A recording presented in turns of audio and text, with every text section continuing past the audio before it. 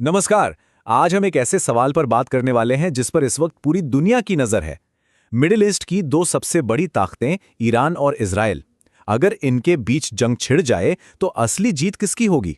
चलिए इस पूरे मामले को जरा गहराई से समझते हैं।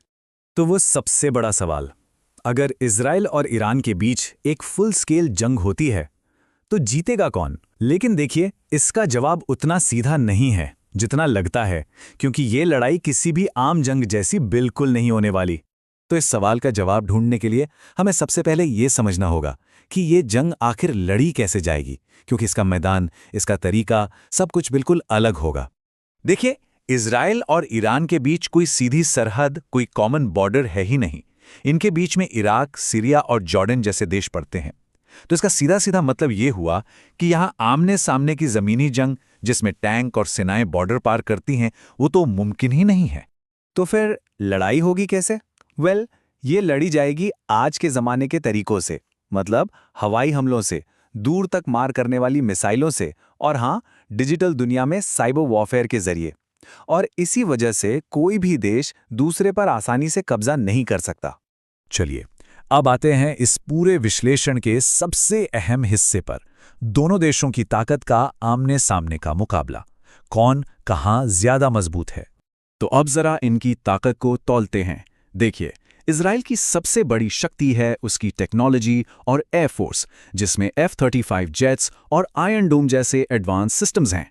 वहीं दूसरी तरफ ईरान का जोर है उसकी संख्या और मिसाइलों पर। उनके पास मिडिल ईस्ट का सबसे बड़ा मिसाइल का जखीरा है। अगर साथियों की बात करें तो इजराइल के पीछे अमेरिका और पश्चिमी देश खड़े हैं, जबकि ईरान अपने प्रॉक्सी गुटों का नेटवर्क इस्तेमाल करता है, जैसे हिजबुल्ला और हूती। और आखिर में न्यूक्लियर पहलू। इजराइल को एक अनडिक्लेयर्ड न्यूक्लियर पावर माना जाता है, जबकि ईरान इस ताकत को हासिल करने के बेहद करीब है। तो इस सब का मतलब क्या निकलता है?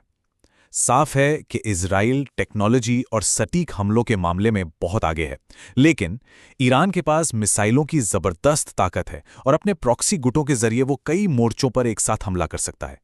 ये एक आमने सामने की टक्कर नहीं, बल्कि एक एसिमेट्रिक यानी असंतुलित युद्ध है। और यहीं पर यह मामला और भी पेचीदा हो जाता है, क्योंकि इस जंग में जीत का मतलब इन दोनों देशों के लिए बिल्कुल अलग होगा। एक ही जंग पर जीत के दो अलग अलग मायने। इजराइल के लिए जीत का मतलब है टैक्टिकल विक्ट्री, यानी सटीक सैनिक सफलता, मतलब अपने खास निशानों को तबाह करना, जैसे ईरान के न्यूक्लियर साइट्स या मिलिट्री बेस। इसमें उनकी बेहतरीन टेक्नोलॉजी उनका पूरा साथ देगी। लेकिन ईरान के लिए जीत के मायने बिल्कुल अलग हैं।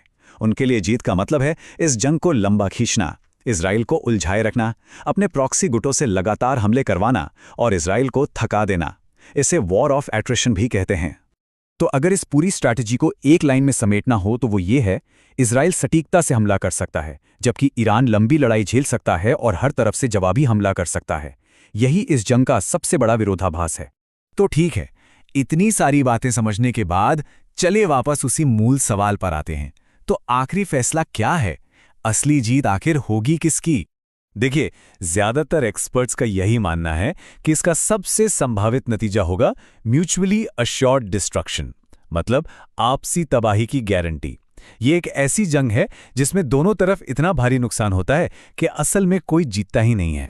सोचिए, हो सकता है कि इजराइल अपने मिलिट्री मिशन में कामयाब हो भी जाए, जैसे ईरान के न्यूक्लियर प्रोग्राम को कुछ सालों के लिए पीछे धकेल दे, लेकिन इसकी जो कीमत चुकानी पड़ेगी, जान और माल का नुकसान, अर्थव्यवस्था पर असर, वो दोनों देशों के लिए भयानक होगी।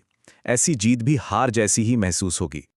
और हमारा जो सोर्स मटेरियल है वो इस पूरी बात को बहुत ही अच्छे से एक लाइन में समझाता है। संक्षेप में कहें तो हाईटेक लड़ाई और सुरक्षा के मामले में इजराइल जीतेगा, लेकिन एक लंबे, थका देने वाले संघर्ष और नुकसान के मामले में दोनों ही देश हारेंगे। इससे बेहतर इस स्थिति को शायद ही समझाया जा सकता है। और ये हमें एक बहुत ही बड़े और गहरे सवाल के पास लाकर छोड़ देता है कि आज के इस मॉडर्न जमाने की जंग में जहां तबाही इतनी ज्यादा हो सकती है, वहां जीतने का आखिर मतलब क्या है? इस पर सोचना वाकई